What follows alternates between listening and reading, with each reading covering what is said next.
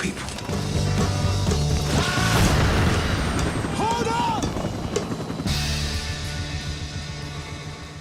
Yeah, man, that's a trailer from an amazing movie, directed, producer, written by Spike Lee about 4 American Vietnam veterans who go back to Vietnam in search of the remains of their fallen squad leader, Stormin' Norman. And it's starring all-star cast, including our guest that's on the show right now, Heather B. We've been excited about this, from playing West Indian Archie and Malcolm X, where I fell in love with him, to Crooklyn, to the Cider House Rules, Chicago Code, The Good Fight. I mean, the list goes on and on. One of the most powerful actors in my book to ever grace the screen. Please welcome to the show the one and only Delroy Lindo, ladies and gentlemen. Hey. Mr. Lindo, how are you? I'm well. Good morning. How's everybody doing? Oh, Doing man. great. Happy to hear from you. Man, Thank you. Hey, I got to say one thing just at the start. In your introduction, you said 4 American soldiers going back to Vietnam, and I appreciate that because these men are American. And the thing that's unique about the story is that this is an American story told through the lens of these African-American men, that they are American. So I appreciated that. Thank you. You know why, too? Thank you for noticing that, because I was born by the end of the Vietnam War, which I think it ended on record around 1974, 75, if I'm not mistaken. And my uncles served in the Vietnam War, Mr. Lindo. And when I was watching this movie, even watching your character deal with PTSD and, you know, these demons that this character was fighting with, that he had to deal with his entire life. I recently had a conversation with my uncle Stan Waters and my late uncle Robert Waters, who both served in the Vietnam War. And he's an elder statesman. And it wasn't up until about 5 years ago, literally, that he was able to share the stories and experiences that he had then. When he served in Vietnam, he was a scout. So he was one of those people who went out before everybody else and kind of scouted out. You know what a scout? You know what that is, correct? Exactly. Yeah, he was on the front lines. He was in front of everybody. Yeah, and the stories he would tell me, I would ask him, what was it like for the Americans who were black serving over there? What was the nuanced, communications and relations was like with the other people that served over there, whether they were white or non-black or whatever it was? And so when I saw this being depicted in a movie, I was like, this is a movie I cannot wait for him to see. God bless it. Thank you. Absolutely. Thank you so much. Absolutely. I appreciate that. That's really music to my ears. But let me ask you, when you would ask your uncle about his experiences in Nam, would he share? Because a lot of these cats, they don't talk about what it was like over there. Did he share things with you? I'm gonna tell you how in detail he shared. Like, once he opened up, we were actually fishing one day and we were on the bridge, and he was always quiet. Once he opened up, man, the detail in what he shared is, it was like it was a horror movie. I'm gonna be quite honest with you. I hear you. I really hear you. I'm proud of a lot of I'm just proud of this film. I'm proud of this work. I'm proud of what we achieved and what Spike achieved with us on this film. But one of the things that I'm most proud of is that this is what I've come to call a historical corrective. In as much as, here you have a war of conflict that's told from our point of view. Because, as you know, frequently our contribution, black soldiers and their contributions to conflict, whether it be Vietnam, whether it be World War II, whether it be the Revolutionary War, which we all know Crispus Attucks was the very first person, American, to die in that conflict. But generally, the contributions of black soldiers are either marginalized or expurgated altogether. So this is what I'm calling a historical corrective to that tradition, in as much as it is very much told through the lens of our experience, the black soldiers' experiences.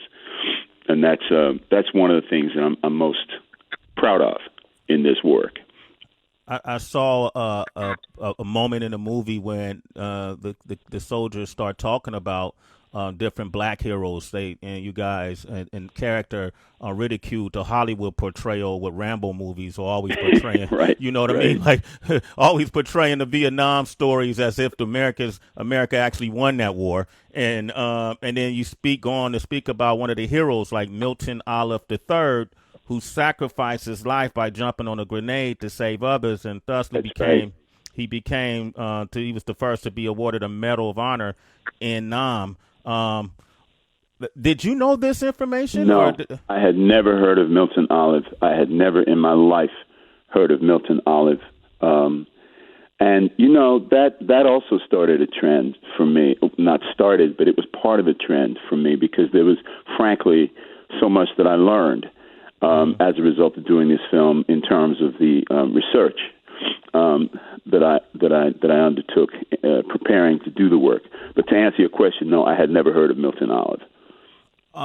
Paul, your character was a very complex character who was suffering from severe PTSD.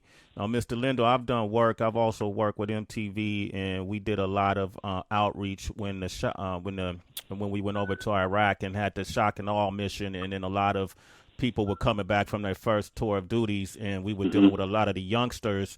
And I realized that every 19, 20, 21-year-old had already been traumatized to the point where they had PTSD. There was a lot of absolutely a lot of stigma that was put on to having PTSD. People can't get jobs. Folks don't want to deal with it. And then those who suffer from it don't want to deal with it as well. They don't want to treat it. How did you research that aspect of Paul's character? Sure. Let me just say this before I answer your question. I think listening to you speak about this, I think a lot of people do not know how to deal with it. Okay. You have to remember that PTSD, I'm not sure exactly what year it was, but PTSD as a medical condition was not specifically identified until way, way later after the war was over.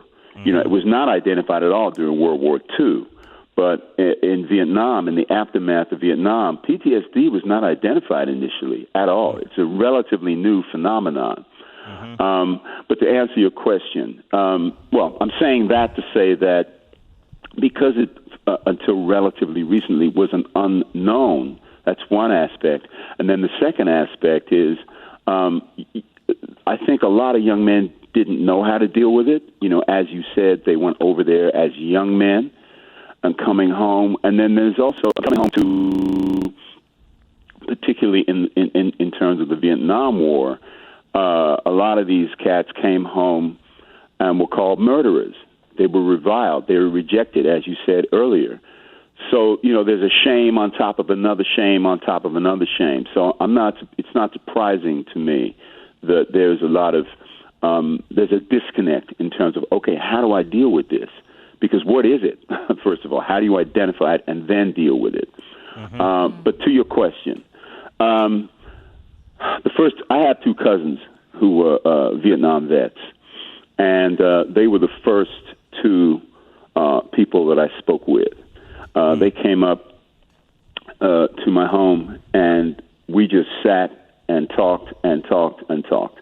They gave me a lot of information broadly about their experiences, but specifically about the condition of PTSD. One of my cousins, they both suffered from PTSD, and are still struggling with it. However, one of my cousins has had a much harder time with it than the other cousin because, for various reasons, but he did not enter therapy until relatively late after he got back. They were the first two people that I spoke with, and I made notes. Recorded them and watched them, and they just shared a huge trove of information with me about their experiences. One of my cousins then gave me a huge box full of photographs. So that they were the first two that I spoke with. I then was introduced to another a retired general. He spoke with me briefly and then introduced me to 5 additional vets who shared their experiences with me. The 5 additional vets that I spoke with, they were telephone conversations. They did not speak with me so much specifically about their PTSD, but they did speak with me about their experiences in Nam. And then the last person that I spoke with, and this is all prior to my going to Thailand before we started filming. The last person that I spoke with was a lady who is a retired major. This is an African-American lady who was in the Iraq War, and she spoke with me in detail about her struggles with PTSD.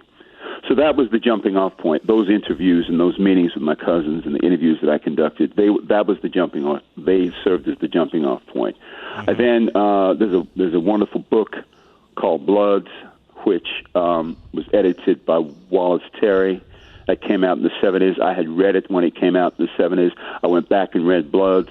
I then exposed myself to a lot of documentary film and additional literature. There's a documentary film, a very short documentary film called The Anderson Platoon, which is about a brother who was leading a platoon, which was very rare in Vietnam, and other books that I read. So basically, I just try to immerse myself in as much of this information as I could to serve as a springboard, as a foundation for the process of beginning to create this character. I want to say, man, if I'm not sure if you're the type of person that care about awards, but man, that was an award-winning performance. The way you were Paul, you weren't Mr. Lindo to me. I just saw Paul, and the way the writers wrote this movie, even the conflict that Black Americans had to cope with being over there, because while you're over there, it's a civil rights movement happening. That's right. Your Martin Luther King is being shot, and then you got the being shot and murdered, and then it's rioting going on in the States, and you're fighting for this country, but the Viet Cong is constantly talking to the Black GI, the Soul Brothers, saying, "Look, man, you're shooting at us, but you're going home, and they don't even see you as full, complete, whole human beings." That's right. Which is, these times in the times of this setting is similar to, you could feel the parallels that people in the community are feeling right now today.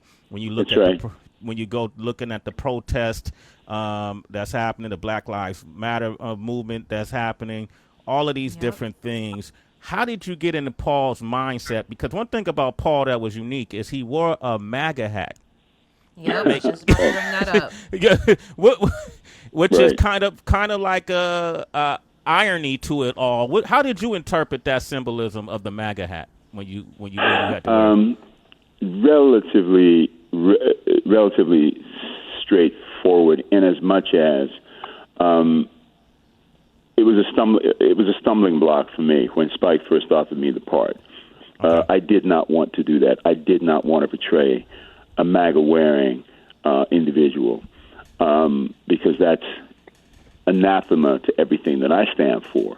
Mm-hmm. But when I started to understand the loss and the betrayal that Paul has suffered, the betrayal by the country when I come back after my third tour, and I'm treated like I'm told I'm a murderer. I'm reviled as a Vietnam vet, and I'm reviled and rejected by the country. So that's a huge, in my mind, in Paul's mind, that's a huge betrayal. There are other betrayals that, in terms of creating a biography for Paul, there were other betrayals that I interspersed throughout Paul's biography. Mm-hmm. But one of the main betrayals is the betrayal by the country, rejecting my contribution it's really important to understand that Paul volunteered for Vietnam. He was not drafted. He volunteered for those 3 tours. So in the face of, and he volunteered for those tours out of a love of country. So in the face of that love of country and volunteering, to be rejected in the way that I was when I come home constitutes for Paul a huge betrayal. Then there are these other betrayals in my life. Then there is loss, the loss of my wife, and other losses, the loss of my son. Even though my son is in my life, because our relationship is so fractured, even though we love each other, it's a very, very fractious relationship. So I consider that, Paul considers that a loss. It's something that needs to be fixed that he does not know how to fix. So when you look at Paul through the lens of the loss and the betrayal that he has suffered, cumulatively, what ends up happening is here's a human being who is disconnected from the society that he lives in. He's disconnected from himself. He's disconnected from his son, and has suffered these betrayals. All of that cumulatively results in this disenfranchisement, this disconnection, and this being completely disenfranchised. And here comes this individual in 2015 who says, I can make it better. I can make it better for you. I can improve your life. So when I looked at that arc, when I looked at that particular narrative inside of Paul's world, I could understand and empathize with his choice to cast that ballot in the way that he did in 2016. Okay. Yeah, I like that. Is that enough to help you understand citizens getting outside of the body of Paul to understand why some white Americans would proudly wear that hat, let alone someone like a Kanye would wear that hat? 2 things. Delroy. The process actually was not about getting outside of the body of Paul. The process about getting inside the body of Paul, right? And when I'm inside the body of Paul, I can really understand the choice for Paul. In terms of white Americans wearing that hat, it represents something different, in my opinion, because white Americans wearing that hat represents an attempt to hold on to white supremacy, quite frankly. That is the subtext of what the individual who's in the White House right now, that's, as we all know, I'm not telling you guys anything you don't know. Yeah. The subtext of what he says and these tropes that he uses and these buttons that he pushes when he's speaking to his base are all based in, all have their foundation in holding on to white supremacy. And the flip side of white supremacy, of course, is that we, people of color, are inferior. So, in my opinion, white Americans wearing that hat is symptomatic of their desire to show the world that they are superior. So, a white American wearing that hat versus, or compared to somebody like Paul wearing that hat, they kind of sort of represent 2 different things. Now, I'm not necessarily sure that Paul would interpret it like that. Probably might, if pushed to explain. But my point is, the wearing of the hat represents different things, I believe, to somebody like Paul compared to a white person wearing that MAGA hat. Does that make sense? Mm-hmm. It does. Yeah. Mr. Delroy Lindo has joined us from the movie The Five Bloods. He's starring as Paul, and it's premiering this Friday, June 12th on Netflix. 888-742-3345 if you have a question. We got DB, one of our co-workers, online too. DB, good morning. How you doing? Hey, DB. Sway, Tracy, Heather, how you doing? Mr. Lindo, how are you, sir? I'm well, bro. How are you? It's a pleasure to be on the line with you. I watched the movie myself as well, and me and Sway were talking about it last night. And one of the things, I'm fascinated by movie making in general and the way Spike Lee is able to not only tell a story, but to interject different messages without coming across too preachy, if you know what I mean. I do. And you guys address certain things outside of just the PTSD. I mean, even just prescription pill addiction, racism and even accepting people despite their differences of opinion, whether it be political or whatever the matter is. Mm-hmm. Also, with this movie, this is something that couldn't be filmed on a soundstage or a location that substitutes for Vietnam or Ho Chi Minh City. So what kind of precautions did you guys have to take? Because, you're shooting on actual locations where a war was fought and there are live mines around. So what kind of, precautions had to be put in place? Okay. So we actually filmed the majority of the film in Thailand. And then we did probably a little less than 2 weeks actually in Vietnam. And I'm not sure why that happened. You'd have to talk to Spike about this. I think the reason that the majority of the film was in fact shot in Thailand was perhaps they were not able to get the permits needed to spend that much time in Vietnam. But don't quote me on that. I'm not sure. But to your question. I had never been to the Asian continent at all before, ever. So, in terms of precautions, there are you take a bunch of shots, and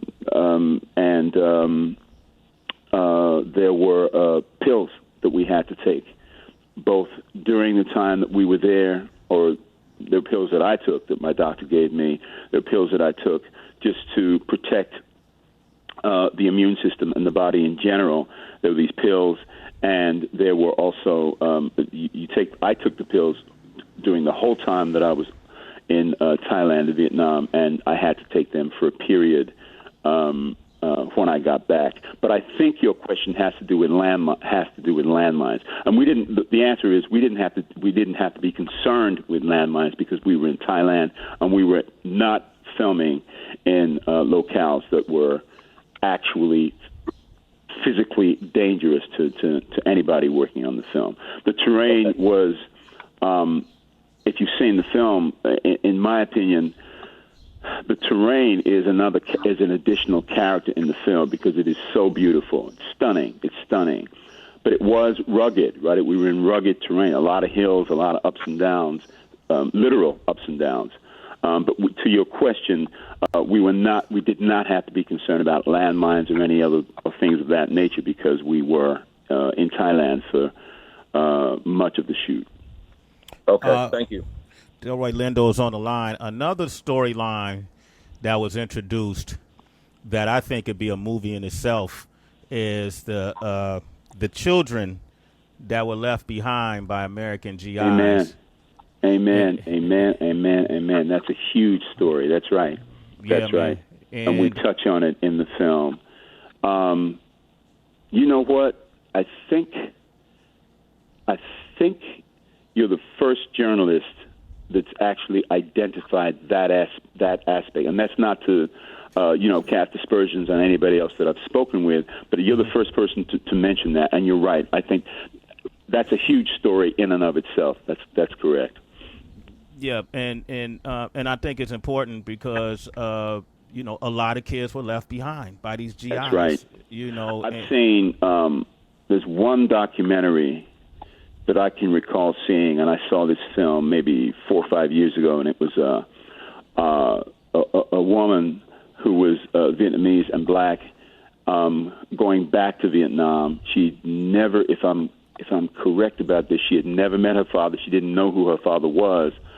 Had been raised here, and she went back to Vietnam to, find her roots, so to speak, seek out her Vietnamese family.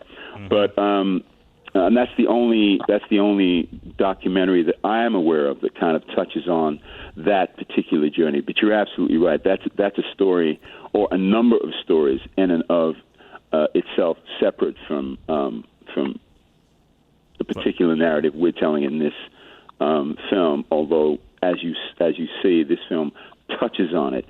I don't want to give too much away to the audience who haven't seen it, but this film does touch on that phenomenon.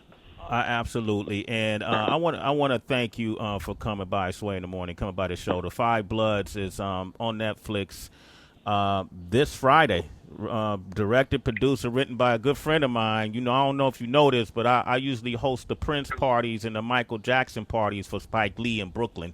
So we probably cross paths if you've been to any. I want to ask you if it's not too much, if you're not into it, that's fine. But we have Spike on the show Friday to talk about the movie as well. And I thought maybe if you can ask him a question from an insider perspective of a choice he may have made that you were curious about or something, I could play it back to him. There is the question that occurs to me is a question that I don't think I would ask him because I don't want to put him on the spot like this. Okay. The question has to do with, and I'm going to broaden the question, right? I'm going to broaden it. The question has to do with where this experience, the experience of making the Five Bloods, where it sits in the pantheon of all of the films that he has made. And I'm saying this with the knowledge that on a lot of levels is a very unfair question to ask, because I know Spike well enough to know he probably has a special relationship with every single film that he has done. But the reason that I am asking that question is because, for me, hands down, this was one of the experience of making this film was one of the most special experiences that I've ever had as an actor. Now, I don't want to come across as, obsequious, but on a lot of levels, this was really, really special. Now, I have had other. Malcolm X was special. In its own way, the Cider House Rules was special. I mean, one has a particular relationship with various films that one has worked on.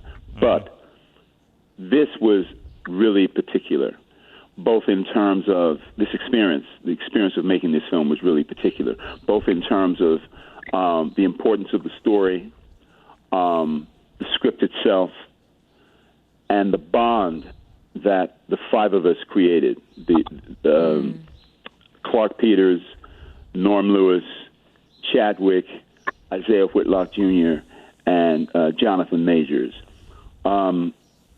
There was a real special connection that we formed, and it was completely organic. We were just communing for the time that we were in Thailand and Vietnam. We were communing, as human beings, as men, as black men. And that chemistry that we established off-screen found its way into the work that we were doing in front of the camera. It was very, very special. So my question has to do with, how special was it to Spike? And I know it was, but where does it sit in the pantheon? But if you ask him that question, I also want you to let him know that I acknowledged that it must be very difficult for him to make a choice, or even impossible for him to make a choice. Okay. So I'm saying it to pay homage to the fact that for me, this was a very particular and special experience all the way around. Mr. Delroy Lindo, man, much respect, man. I'm honored to have you on the show. Continue to work, brother. Continue the path, okay? God bless you. I will try my best. Rest assured, knock on wood. Thank you so much, you guys. All the very, very best to you.